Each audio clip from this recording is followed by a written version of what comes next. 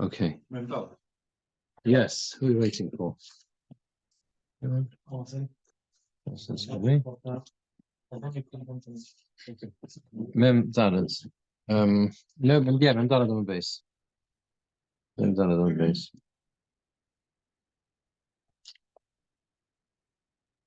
Okay. Yeah. So I'm just trying to remember what we got up to.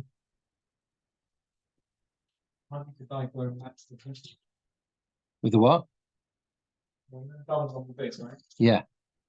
I think basically we'll just summarize briefly. Rovin Bar Shmuel gave a different explanation of the Brisa, and he says like this. He says that the story is, again, we're trying to cut the scenario we're trying to create is when you're not allowed to testify with someone else. In Me'elol, you're not allowed to testify with someone else because you're Negeba Dova, you stand to gain, or you can testify because you don't stand to gain, right? And basically, he says a house or a field, only a house or a field, but a cow or a talus.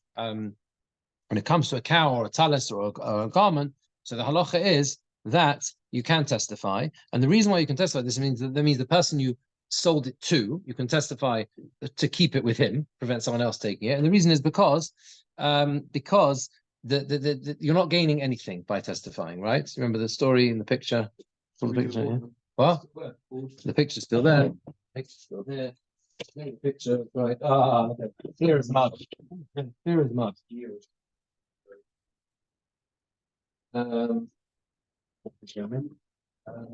Basically, that's it. Right, got it.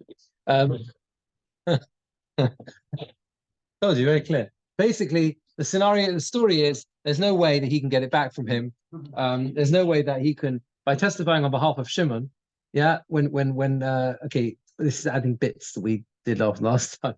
There's no way he can get it. He's helping him. Why? Because metaltili, that's movable items, are not meshubah to a Baal Chov, right? That means the creditor can't take them. So you sold it to him without a guarantee. So he can't come back to you. That means to say Shimon can't come back to Ruvain, right? You wanted to stay with Shimon so that Levi, your creditor, can take it, but Levi can't take it because it's movable items, right? And we said even if he writes them in my shelf, my back, it doesn't work, right? If they're not in existence, he sells them to someone else, sorry, it doesn't work, right? So, okay. So the Gemara then asks, "V'leichush dilma akne lemetalti agav makarkoi." So the question was, maybe we should be concerned that this is about 1, 2, 3, 4, 5, 6, 7, 8, 9, 10, 11 lines down. V'leichush dilma akne lemetalti agav makarkoi. We should be concerned maybe there is a way of transferring movable items, and that is if you sell movable items agav makarkoi. What does it mean agav makarkoi? You can not transfer. Sorry, you can commit movable items like a cow or a talus to a creditor if you do it on the back of land. Rabba says if he is makna, that means he transfers ownership of movable items together with land. You acquire the land and you acquire the movable items as well. Okay. There's a very important condition that it only works if you write, and it shouldn't be like an asmachta or like tofsa de shtori. We'll see in Ashram what those mean, but basically it's got to be a complete and clear sale. It's not something that is just a non-complete sale, which is what we call an asmachta, something you're relying on, but you're not sure you're going to get it, right? The word smach, yeah, that's the root of the word smach, relying on. And it mustn't be like tofse de shtori, which is a shtar, a document that is made to copy from it other documents, but it's not actually claimable with, like a copy, like a sample document, right? You know, a sample only. That's what tofse de shtori is, okay? So basically, the question of the Gemara is, again, if he transferred the land, right? If he transferred the cow there, right, to get to Shimon. Sorry. Levi is the creditor, right? If he committed to Levi, right, the movable items like the cow, right, together with the land, and he did that through a process of a kinyan, then Levi has a right to claim the cow. And if Levi has a right to claim the cow, I can't testify on behalf of you to remove Yehuda out of the picture. Could have done that because I'm gaining. I'm keeping it in front of the creditor because the creditor can claim. Basically, once we've got a scenario where the creditor is able to claim the cow, you're automatically conflicted, right? To keep the item with Shimon. You're conflicted because by keeping it with Shimon, you've got, he's going to be able to take it away. The creditor is going to be able to claim it. And we've created a situation where that's possible. When you have metaltalin, agav makarkoi, when you transfer it, removable items on the back of land. So the back of land. The Gemora answers, here's what we're dealing with. It's a very simple and answer. The story is that he bought it and sold it immediately. He bought the cow and immediately sold it right in front of us to Shimon. So there is no concern that he lent money, he borrowed money in between. Remember, when a person borrows money, we say that his property becomes committed to the lender. That's the halacha, right? The halacha is your property or fixed land, your house, whatever. The lender gets a right to claim from it. Okay, we're now saying that even like a movable goods, if you specifically did it, made that commitment together with land, even the movable items are committed to the lender. However, that's only if you took on the loan, right, whilst you own the items. So if you bought, meaning say, if you buy an item, you have to have a situation where I buy items, okay, then I borrow money. So I buy the items. Reuven has bought a cow, right? He then borrows money from Levi. So yeah, and the cow is a security together with land, like we said, right? But if you borrow money, if you buy something, don't borrow and immediately sell it on, because there's no time to borrow, then obviously it's not committed to Levi, is it? So that would be a simple case where you'd be able to testify on behalf of to remove Ru'u Yehuda because Shimon's not gaining. Make sense? So we'll see. Let's see the Rashbam now. He's going to explain that now. Let's understand that. Okay.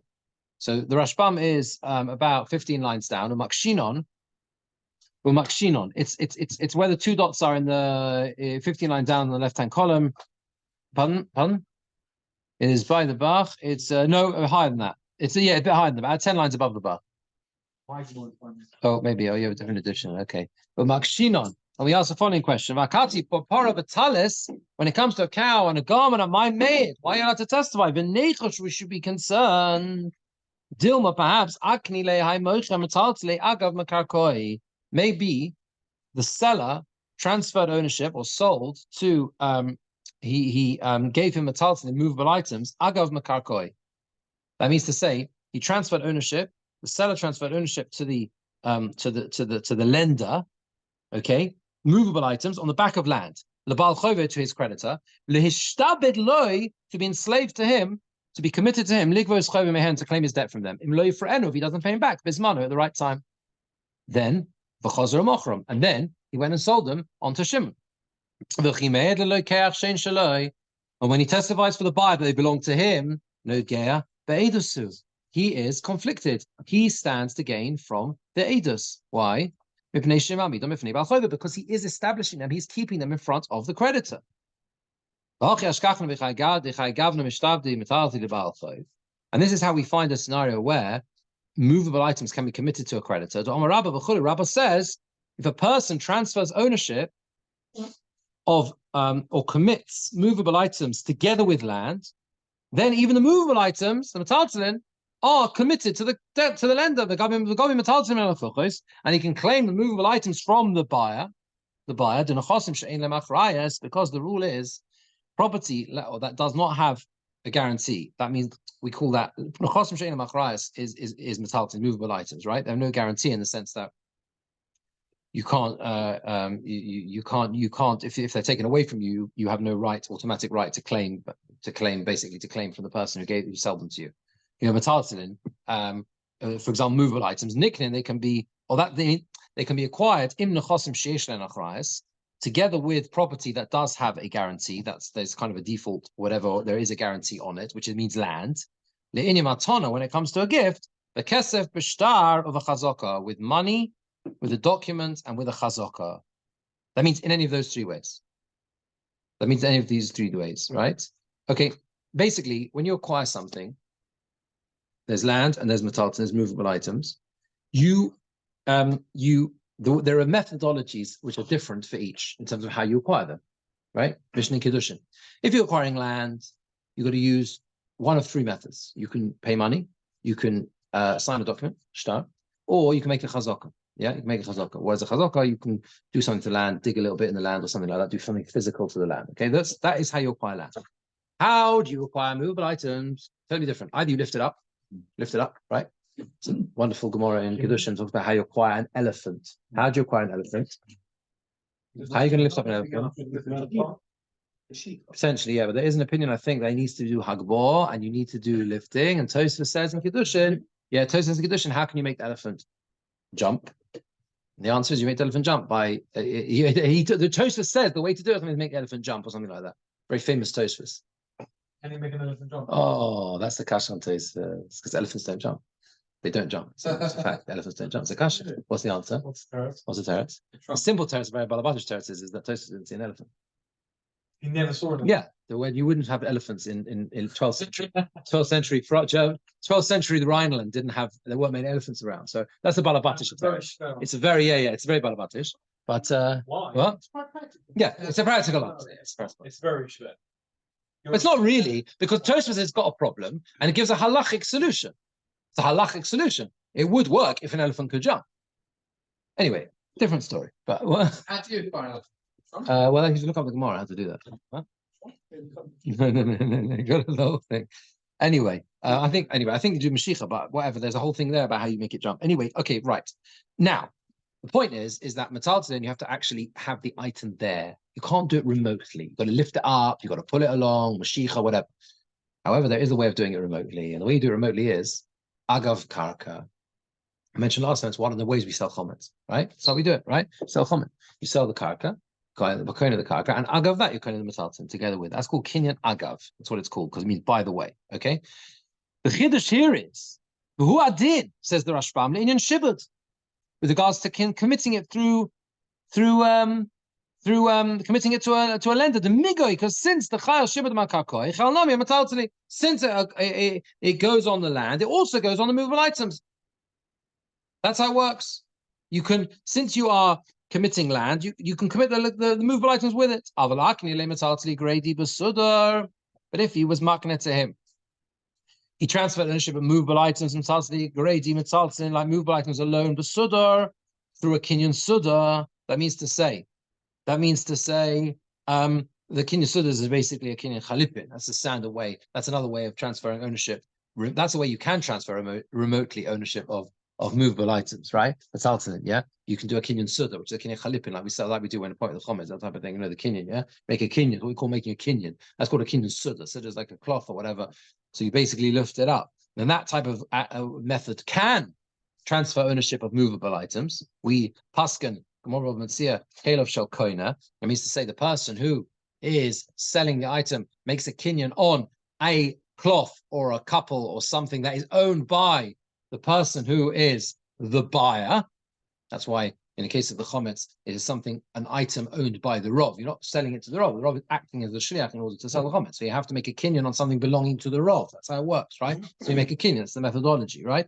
Now, here, if you did it this way, to commit it to him, when the time came, and if he doesn't pay back, he would claim to them, lo kani. Doesn't work. He doesn't acquire it.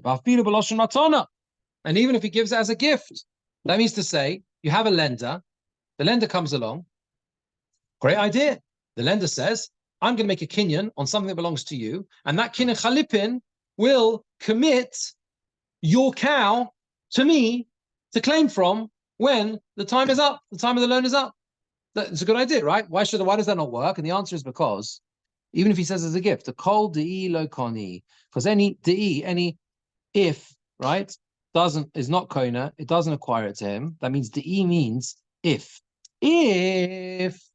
right? E is like im, right? E is if I don't pay back by a certain time, this is transferred to me. That doesn't work. It doesn't work halachically, right? Dasmachtahi. The reason is because it's what's called an asmachta. Asmachta lo kanya, but in is there neshach. When you weren't is there neshach, when Matzia talks about asmachta and why an asmachta is not kona. Asmachta is something that you're not convinced. Correct. It's exactly the same phrase. Something you're not convinced you're actually going to get it. Okay. It's maybe, it's a possibility. And because of that, we say asmachta lo kanya, something which by definition, your whole mind process and the seller's mind process is not really committed and doesn't really think it's going to happen, is not a kinyan. Here, right? When you lend me money, okay, and I say, here, make a kinyan on my cow, make a kinyan on this cloth, and my cow is committed to you if I don't pay.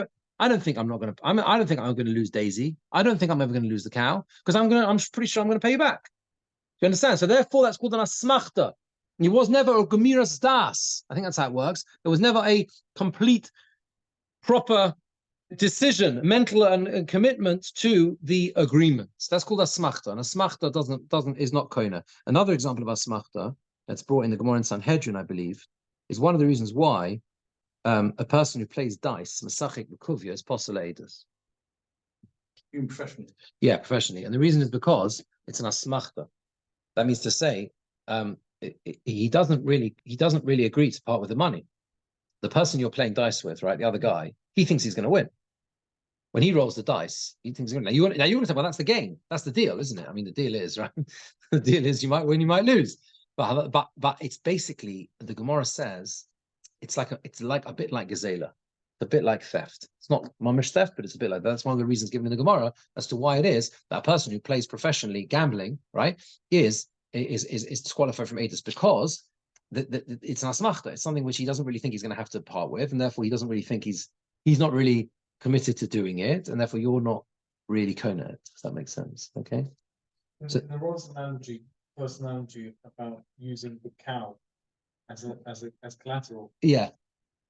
In some ways, if the loan is maybe he could just say, look, I'm going in with the intention, I'm giving up Daisy. Yes. So then he's going in with the intention. Well, yeah, but he doesn't. That's the point. The assumption is that he doesn't really think. The assumption is he doesn't really. The assumption is he doesn't really think he's going to lose the cow, right? Well, by definition, when you go in with the collateral, there's always a possibility of him, falling short or paying it back. It's true. It's true. Pardon. It's true. It's true. It's true. And in a way, you could argue that he wants to happen because he wants to make. He knows why he's doing. Yeah. But the point. No. It's fair. That's a fair point. That's a fair point. But even so. And look at the next few lines. I'm going to spell it out. But Omar of Christa for who the kosavle. It only works. This idea of kinyan agav, where I transfer the ownership of the land, and through that the movable items as well. It only works if he writes to him b'shtara shibud in the document that they write up in terms of what's committed to the loan. That he completely commits the land, the movable items together with the land. So, and how does he completely write that he completely commits it? He spells out and writes it should not be like an asmachta. And since this is not a complete sale, and it's not a gift, and it's not even mashkin, it's not a what's it called? A pledge, collateral, yeah. El shibud ba'alma. It's just a commitment. This cow is committed to you if I don't pay you back. That's all it is. V'domila smachta. And therefore, it's like something you don't really think is going to happen. It's just a reliance on. It's not really a kinyan. He says to him, if I don't pay you back by a certain time, claim from here. He has to write in it la lume shtare to strengthen the shtar. Deloka smachta. It should not be like an asmachta. The asmachta de kanya, because asmachta is not koina. And he also has to write that it should not be like the tofsi de shtori. Who shtar osi lahatik memenu shtaros? That's a shtar that is made to copy from its other shtaros, other documents. But it was never written to claim with it. Has no significance. Okay, these phrase deloka asmachta, deloka tofsi de shtori appears in everyone's ksuba. You look in any ksuba, certainly in the Nusach Ashkenaz, and you'll see towards the end of the ksuba, and if it rings a bell, it's because you heard it read out many chuppahs. You write at the end of the ksuba, check your ksuba and go, Deloka smachta, or Deloka tosi the story. It says that at the end of the ksuba, right? We put that in the ksuba to show that the ksuba is a real commitment. It's not like because you can understand why people might think it was. Because what is the ksuba really? It's only going to come.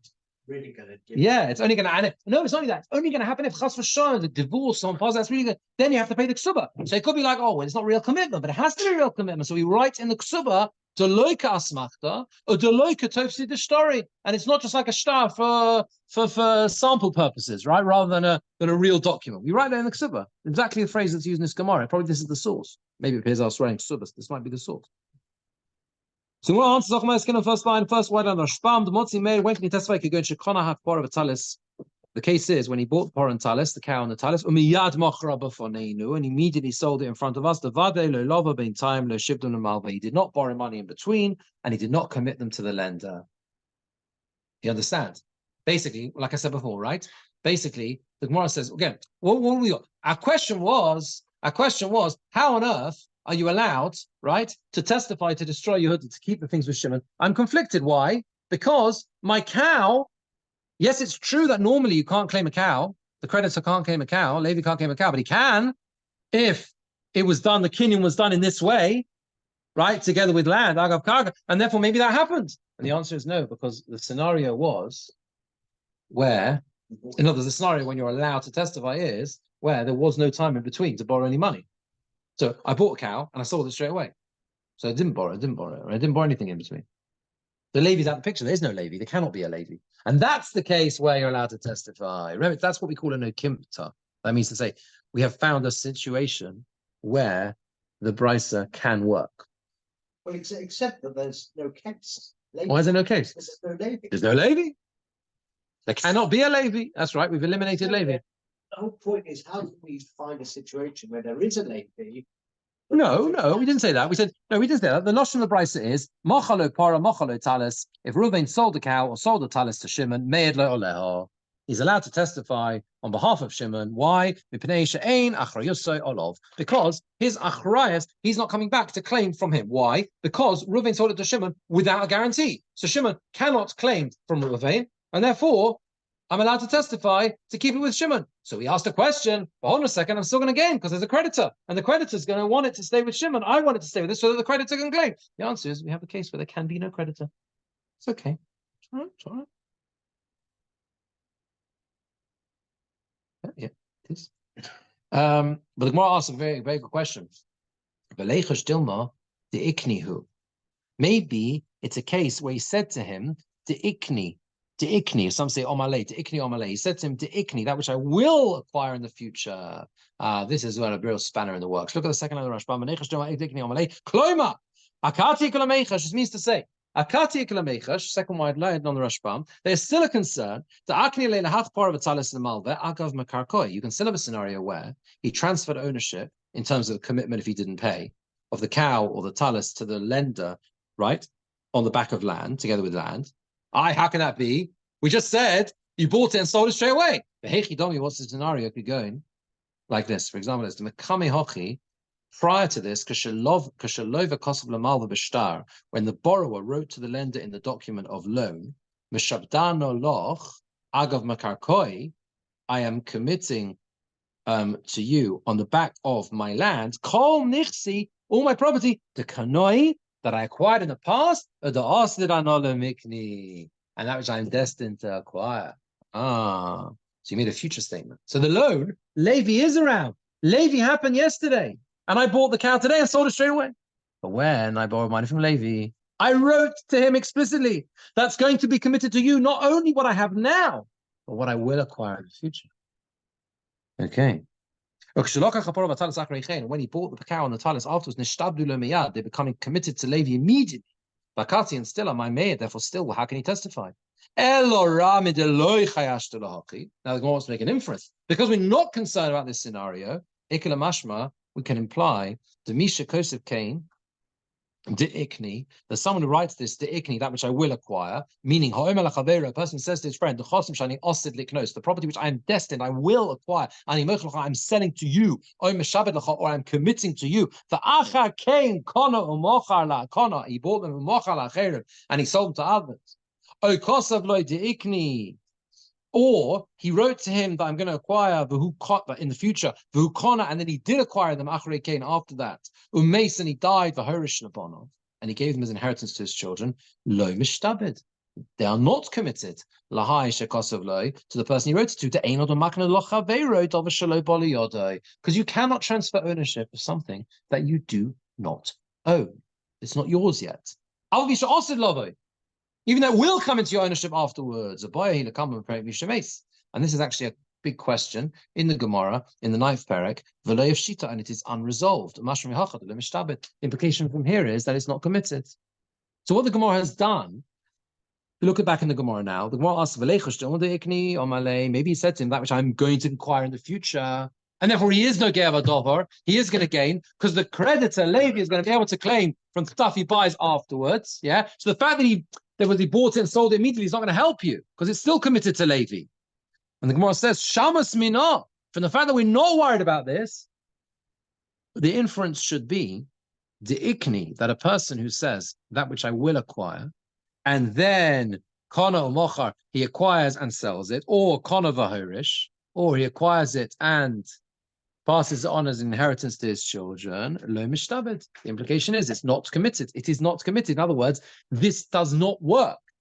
So you can't go around to say that when I will acquire something. Yes, because we have a rule, which is, and this is actually a question later on in the Gemora in the 9th parak, and there is an opinion that says, you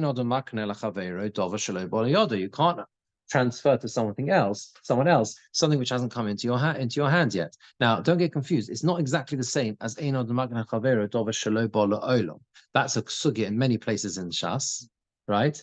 Ring a bell if you don't have it comes up every now and then, that you can't transfer ownership of something which is not yet in existence. And this is not quite the same. This is something which is in the world, but I don't own it yet. Do you understand the story? Jeremy, I'll give it very simple, right? Jeremy wants to borrow money from me, let's say, right? Okay. So, but Jeremy wants to.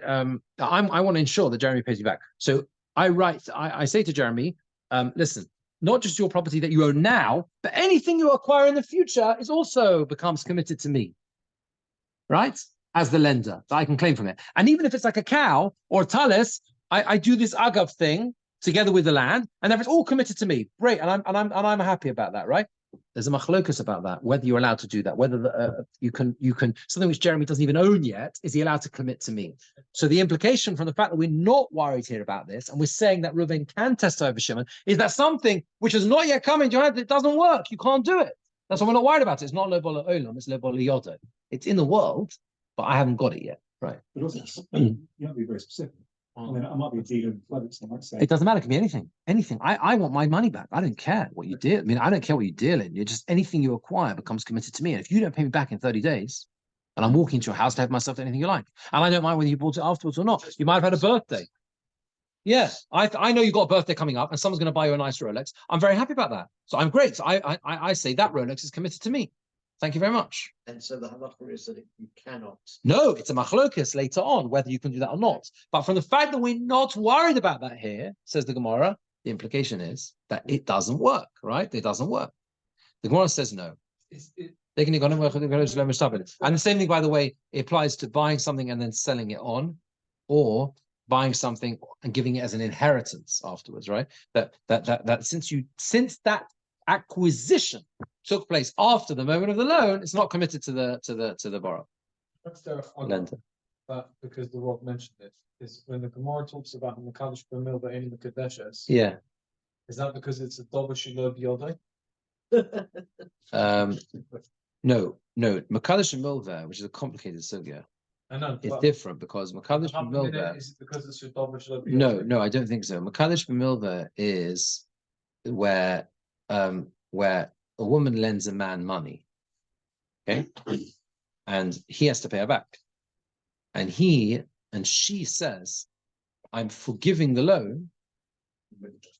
If you're Mekadosh, it's the other way around. Yeah, must be He lends her. he lends her money. That's right. And in the benefit of forgiving the loan, she'll marry. And that's right. And the halach is Mekadosh Milveh Eino Mekudeshes. And it's not because it's not. I think it's because Milveh son in the sense it's already in her hand. I think. Yes. And that's the reason, right? Because the Milveh is meant to be spent, so there's no. Well, what happens if you borrowed? There's no pruta. There's no pruta. That's the point. Yeah, there's no pruta. Yeah, But there's a whole thing about Milveh. Borrowed money. So he's lent money. Yeah. To somebody else. Yeah. That's a different case. That's where she goes. Whether she wants to claim his debt. That's not the same as Mekadosh B'Milveh. Maybe when they divorce. No, to marry. That's what obviously. but let's concentrate on this for a second. So no, it's okay. No, the Gemara says lo tzricha. No, it's necessary. In other words, you can't prove this. Lo tzricha the Kamri Eidim, says the Gemara. The case is the Kamri Eidim. The witnesses said, "Your dinon bei bahai." We know about this person. De lo havale arame olam. They never own land. Now that's a real knockout solution because you know why he's allowed to testify. Why aren't we worried that maybe he transferred ownership of land on the back of movable items on the back of land, metalton agav karka? Okay, the answer is because he never owned land, so there's no concern. He never owned land. Eidim testify, and they say, we know this guy never owned any land. Who never owned land? Reuven. Reuven never owned land. If Reuven never owned land, the whole thing falls out the window. You can't prove that the ikni, that which I will acquire, doesn't work, because even if he does own them now, even if he owns the cow now, he can't transfer it. There's no land. Remember, the only way to commit the cow to Levi is on the back of land. That's what we said, a kinyan agav. So if we have Eidim who can testify, right, that Reuven never owned any land, then there is no possibility of that cow being committed to Levi. And if there's no possibility of the cow being committed to Levi, we're home and dry. That's how you're allowed to testify for Shimon, because Levi can never claim the cow, right? So that's the case now, the Gemara says. That is where he's allowed to testify, where Reuven never owned any land. Because if Reuven didn't own any land, the cow can never be transferred to Levi. And because the cow can never be claimed by Levi, I don't mind that I'm not going to gain anything by testifying for Shimon, right? Look at the Rashbam. That which we say is allowed to testify, we're not worried that maybe he transferred ownership of movable items on the back of land to go. The story is, the Kamri Eidim, the witnesses said, we know about this guy. We know about this guy that he never owned land, right? Therefore, he can't transfer ownership of movable items like a cow on the back of land. Sorry, because he never owned land. The hill therefore made is allowed to testify, right? The Kimmon Shemochel have part of a talis below because since he sold him the cow or the talis or the garment without a guarantee, the garment and he also doesn't establish it in front of his creditor. Those two things are the critical points. Reuven sold it to Shimon without a guarantee. So Shimon can't come back to Reuven. And number two, he's not, by testifying to stays with Shimon, he's not keeping it in front of his creditor because the creditor can't claim it anyway. Therefore, Lavna Geve does so klal. He doesn't stand to gain from the testimony at all. Bahashta now, Misukma, we can fit in everything is wonderful. We don't have to say we're talking about where he bought it and sold it on immediately, right? It doesn't matter. It doesn't matter now. There's no land. Because there's no land, the cow cannot be owned by Levi, and therefore it's all fine. Right? The ground is underpinning foundation of the sale, correct. Or the commitment of the cow, correct. And that's not here anymore. Yeah. So I've got a question too. Why? Whoever's got Aiden, he never owned any land. Right. And therefore no one can complain that he can't testify because Levi's got no grounds to make. Reuven's got Eidim what? That he never owned any land. No. Reuven, the Eidim testified that Reuven never owned any land. So Levi doesn't appear. So why do I need The Levi's there. No, Levi lent money to Reuven. He's trying to claim that cow off Shimon. Yeah. Oh, so the Aiden come along and say, well, that there's no way. No, the Aiden come along and say there is no way that this cow could ever be claimable by Levi, because Reuven never owned any land. And if Reuven didn't own any land, there's no way of transferring the ownership of the cow or the right to claim from the cow to Levi. Remember, the three key people in this picture are Reuven, Shimon, and Levi, right? Yeah. Reuven sells a cow to Shimon, right? And he's allowed to testify to destroy Yehuda to keep it with Shimon. Why? For two reasons. Number one, because Shimon can't come back to Reuven knocking on his door saying, excuse me, you sold me a dodgy stolen good. Can't do that because without a guarantee. And number two, he's not gaining in terms of keeping it with Shimon so that the person who lent him money, who's Levi, can claim from it, because there is no way Levi can claim from it. Why not? Because he got Aiden to say doesn't own any land. Reuven never owned any land. And if Reuven never owned any land, there was no halachic method of committing the cow to Levi. Yeah. I get that. I can't picture a practical situation for this. So why? What, no one why is owning Levi land? there? No. Levi's claiming for Reuben. I want my money back. Yeah. And Reuben says, You heard that the cow I sold to Get you Shimon. up. Get you up. That cow I sold to Shimon, that was my cow. When you lent me the money, that was my cow.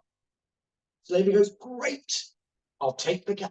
Hmm. Sorry, it's not a gov land. There's no, so that cow it's in Shimon's Rishus, and it will stay in Shimon's Rishus for as long as forever. Correct. Levi has no right to it. Okay. Okay. The Gemara Rashman has a technical question here. Why doesn't it say Ella rather Ella? Lo tzricha. Now the case is generally the Gemara resolves, like goes back to square one and says, actually, let's sweep the decks, new game plan, new answer. It says Ella rather. Why don't we do that here? It's because it wasn't an Amora saying this, it's just the stam of the Gemara without specifying who it was. Who answers this? Says this is followed in the majority of places. Now, Rabbeinu Chanan has an interesting aside here. He sort of picks up on like what exactly is going on in terms of the testimony that Reuven never owned land. What does that mean? We know about this chap that he never had land.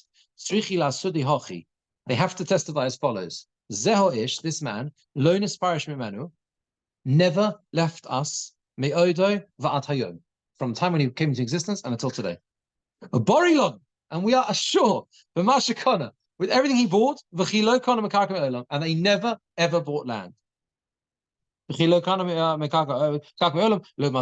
Neither is a gift, nor is an acquisition. If you go in similar to that which we say in the Perek Yevamos that deals with lagunas. Nises, if a woman gets married, then her husband knocks on the door, tragedy, she's got married already to someone else. Tatum is there, she has to leave both of them, and the Gemara goes in the Mishnah lists all different things that apply to her, all the different penalties that apply, right? Rav says, this is only where she got married, etc. The case is that two people came along, and they said, we were with him from when he left until now. And you never knew anything about him. I'm trying to remember exactly what the case is there. No, it's not doing Zoom. There's not in Zoom. 1 second. She got married, and then her husband came along. So therefore, there. And this is only where I think it's Nisses Achkach Bo Eidim. I think that's what it is. I think it's Nisses. She got married, and then afterwards, subsequently, the Eidim came along. But what does it mean? The Eidim came along. The Eidim came along afterwards, and testified the husband was alive. It wasn't the husband was traveling. Yeah, the husband was away. Died. That's correct. That's exactly This is Achkach Bo Eidim. Yeah. And that's why she got remarried, because she thought he was dead. Exactly. And they come along and Yeah. say, And then she started. and he's still alive. Yeah, he's still alive. Her husband's still alive. She's got married to a new guy. Yes. She's got There's no possibility that your husband is dead. So, Where is he now? well, I think actually,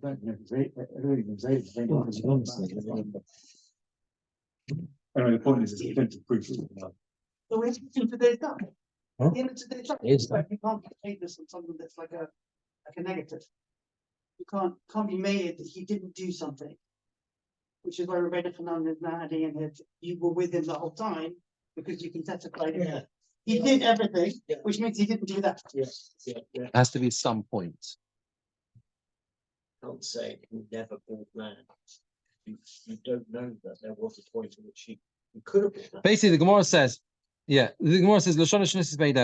she got married to Alpi 2 Edim, based on 2 Edim, lo teitze, she doesn't have to go out. If she got married on the basis of 2 witnesses, she doesn't have to go out. And the they laughed at this. Also, the man standing here, and you say she can stay married. What do you mean? Her husband's there. He's knocked on the door. The case is, we don't know who he is. We don't know who he is. And why even with one age she should be allowed to stay married to the second guy? The case is that 2 witnesses came along and they said, we with him the whole time, we know this is the same guy. and you don't know him, and it brings impossible with Yosef when he left his brother for a long period of time. You can't recognize him. We know this is the same bloke, right? Because we were with him the whole time. And we're telling you, we never lost sight of him. We followed him everywhere. He went to China, Japan, India, and we followed him every step of the way. So we know this is definitely her husband. No, Rosh is basically bringing it. That's the scenario where sometimes you have to, like you said, like you're saying, Martin, in order to prove a negative, is it right? Or Yeah. Or disprove a negative, like discount a possibility, you have to have constant proof, right? And therefore, they say, well, he was with us, we were with him all the time. Therefore, We know he's the husband, So it's we know definitely he's the his husband, 100%. therefore you and that's why she has to leave the. are just to go. I think so. Yeah, she has to leave. Yeah, yeah. I think so. Yeah, I think so. I mean, whatever. Okay, look. However, that's resolved there. That's the point. Now, this is a brilliant solution, right? Okay. The Gemora asks though, V'homer Apapa, Shuri Apapa said, Avagav Domer Rabbanon, even though the Rabbanon said, okay, so 1 second, let's take stock. What we've done now is we found a scenario where a person is allowed to testify on behalf of someone else because they don't stand to lose, right? They don't stand to gain, right? How can that be? It can be a scenario where, meaning when it's metalton, when it's land, you're always going to stand to gain, right? Because you're going to save it from the creditor. But where it's a cow, the case is where he never owned land. Because he never owned land, he's never going to save it. The Gemora goes back to basics now, though, and says, 1 second, there was another principle which allows you to testify, and that is that Shimon can't claim from Reuven. That means to say, Reuven sells Shimon something, and it's found to be stolen goods. Now, we've taken it as a given, the whole way through the sugya, that if you sell it without a guarantee, tough luck, Shimon, buyer beware, you shouldn't have bought it on the black market. The Gemara says, is that so clear? Is it so clear that if you found to be stolen goods, you've got no recourse to the seller? So even though Rabbanon said, a person who sells the field to his friend without a guarantee, and if a creditor comes along and claims it, you have no recourse to the seller because there were no guarantee. So if Levi comes along, tough, sorry, nothing you can do. I didn't take a guarantee. However, Rav Papa says, if it's found that the land was never yours, it was stolen property, then you can go back to claim. So you understand what Rav Papa is saying? There's a difference between selling something without a guarantee and a creditor coming along, where Reuven can turn and say, I sold it to you without a guarantee, so I'm not refunding you because the creditor took it away from you, right? That's very different proposition to where it's discovered that you sold me stolen goods. Rav Papa says, if I found that it was never yours to sell, then of course you've got to refund my money. That's ridiculous, even if you buy it on the black market. That's what I was saying a couple of weeks ago. I think so. Said, well, yeah, it happens all the time that people buy something cheap. Yeah, that's right. That's a possibility. That's right. And this is what we're going to see in the Gemora, how the Gemara is going to resolve this. Half of my skin says the Gemora. The case is the makir bo she bas chamore. The makir bo. That means to say, the buyer said clearly, admitted in front of Adam that this was his donkey.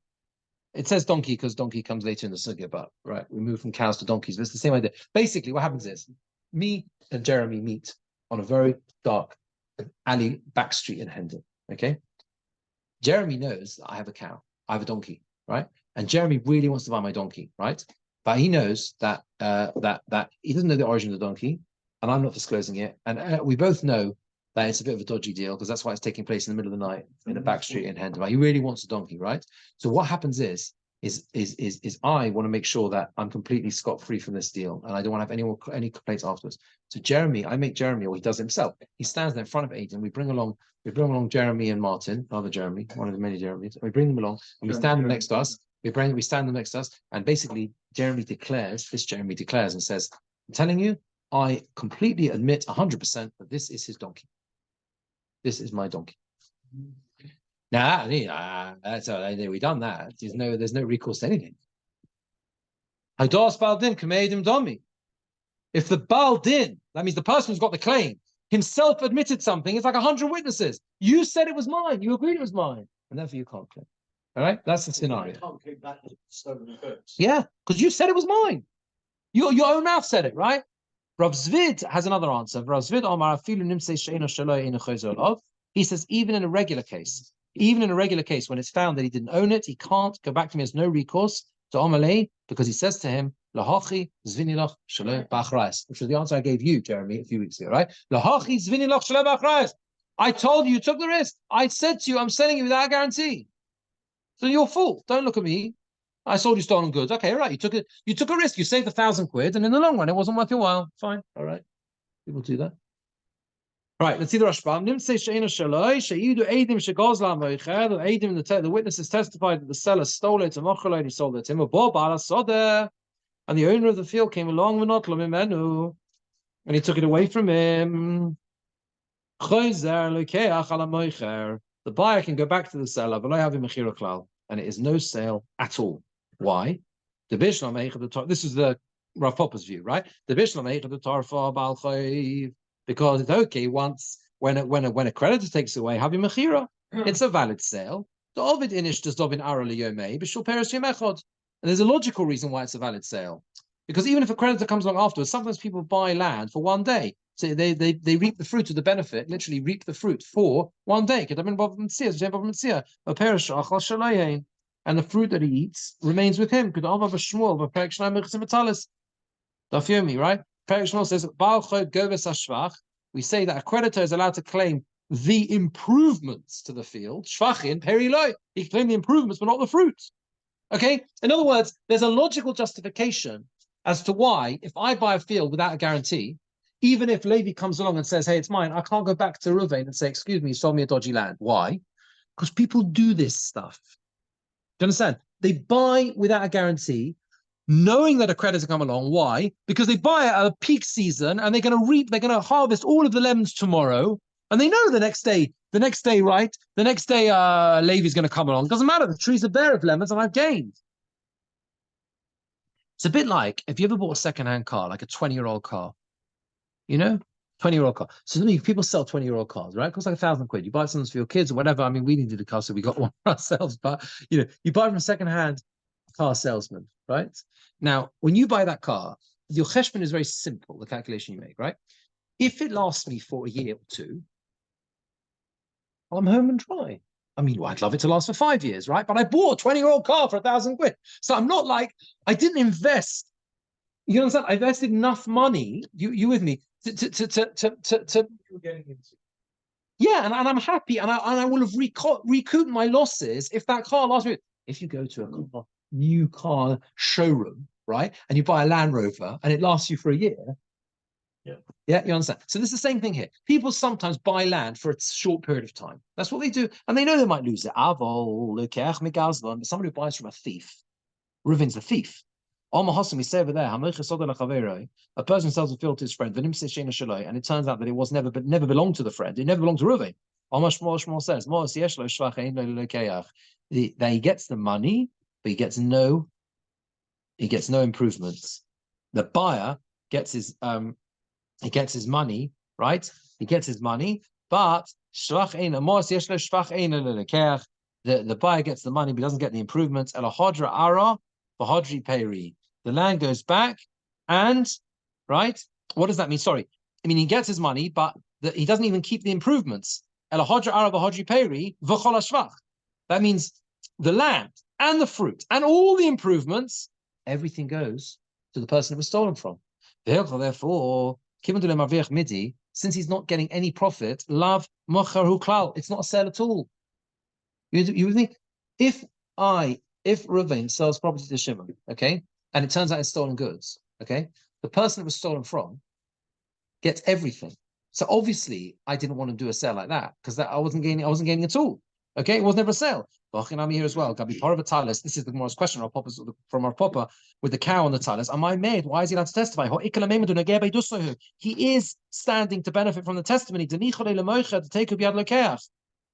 the seller wants it to stay with the buyer. Reuven wants the land to stay, the cow to stay with Shimon.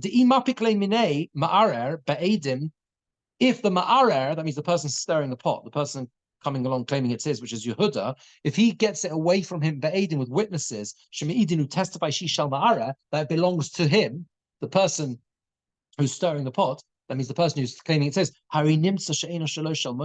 it comes out that it never belonged to the seller, ela gozla, mehai ma'arer. but he stole it from the person who's claiming it's his. Okay, that's what's going to happen. And then he sold it to this guy. The hill to Shimon. And the buyer is definitely going to come back knocking on the seller's door, even though the even though he sold it without a guarantee. Because our Papa tells us that if you sell something without a guarantee, that's fine, in the sense that a creditor claims it, you've got no recourse. But if it was found never to be the seller's at all, because it was stolen goods, it's a mekach, it's everything else, and there's no logical reason why, even though it was a black market deal, you would ever part with a penny. That's the difference between the example of the car I gave you earlier. The example of the car, I'm happy to part with my money. Why? Because I know it will last me a couple of years, whatever, fine. But I've got a benefit out of it. And I'm not going to get any benefit because you sold me something stolen. And obviously, it's not something I want to, I would be happy to. And the Gemora gives an answer and says, Mashani b'makir bo. What does it mean, makir bo? Halokech, that means the lokech recognizes it, umoida, and admits b'fnei edim, in front of witnesses, that this cow was the cow of the seller. He never stole it. Similarly, the talis, nerak b'veiso. He says, I know. This Chacham says, I know that this garment was woven in the house of the seller. It's not true. It was actually stolen, but that's what he does. He says, and he admits it. And the halacha is, the person himself, the Baal Din, if they admit something, it's like 100 witnesses.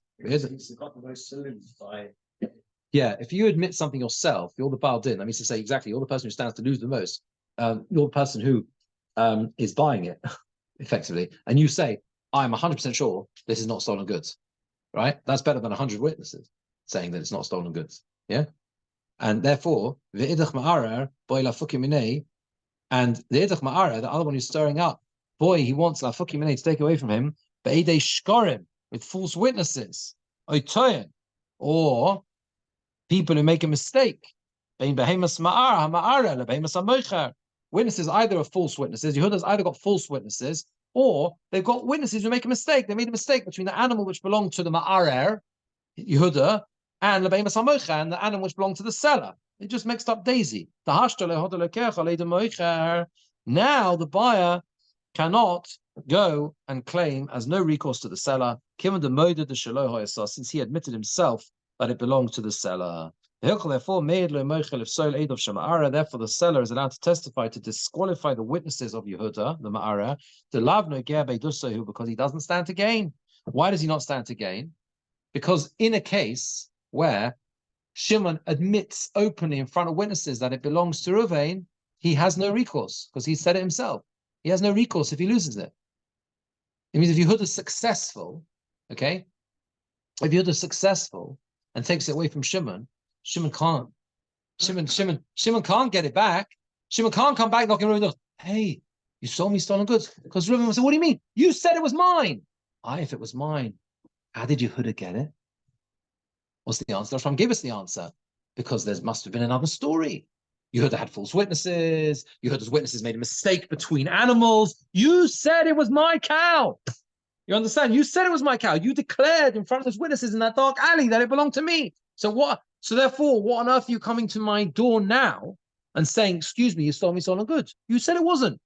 If it wasn't stolen, how did Yehuda's witnesses take it away, claiming it was theirs? So they made a mistake. I don't know what the story was. The Reuven can say, I don't care. You understand? I don't care. There was some story. Yehuda made a mistake. His witnesses made a mistake. It doesn't bother me. The fact is, you said that it was mine. Okay? And that's how it is. That's why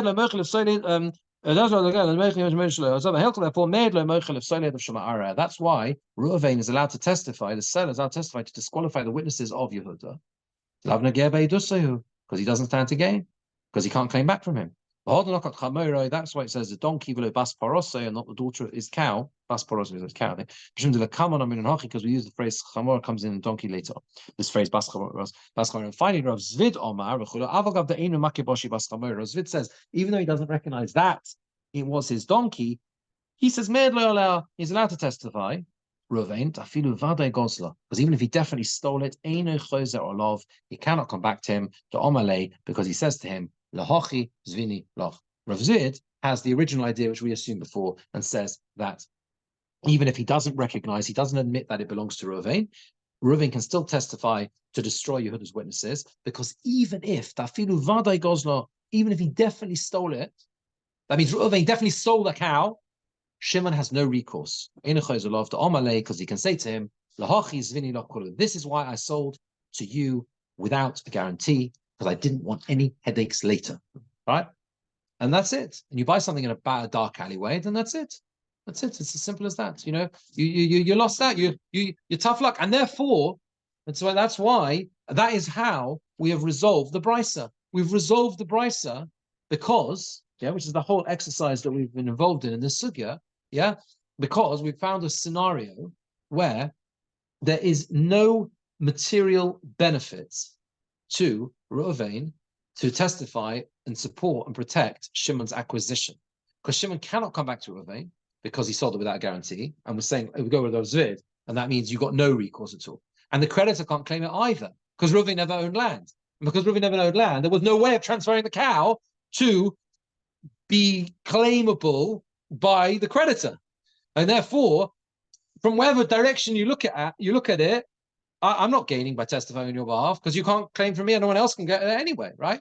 Whereas with land, that can never happen because land will always be committed to a Baal Chayv, to a creditor, right? Levi. And therefore, I cannot testify on behalf of Shimon I sold land to because Shimon, if Shimon loses that land, you understand? Sorry, I want Shimon not to lose that land so that my creditor can get it from him.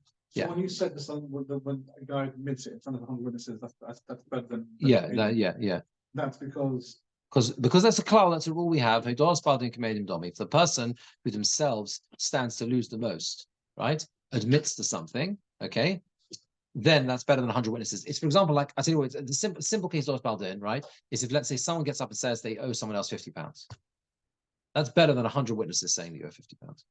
If you admit yourself, I say I owe you money, right? Again, if you don't dafyomi me, it's all this whole sugya, little thing. Wait, do I make us and this? And so common problems here. It's complicated. It's money, shouldn't we? We're talking about monetary matters. Because not in the case of no, there are other klolim which I don't have time to go into now. In other Mason Hirosha, it's different. No, we're not talking. Okay, we're not talking about that. That's a different story. We're talking partially. We're talking about monetary matters. I'm not saying it isn't relevant necessarily elsewhere, but that's pretty the story. That okay. So we finish the sugya. We come on to. Well, we go back to Rosh Hashanah next time as well.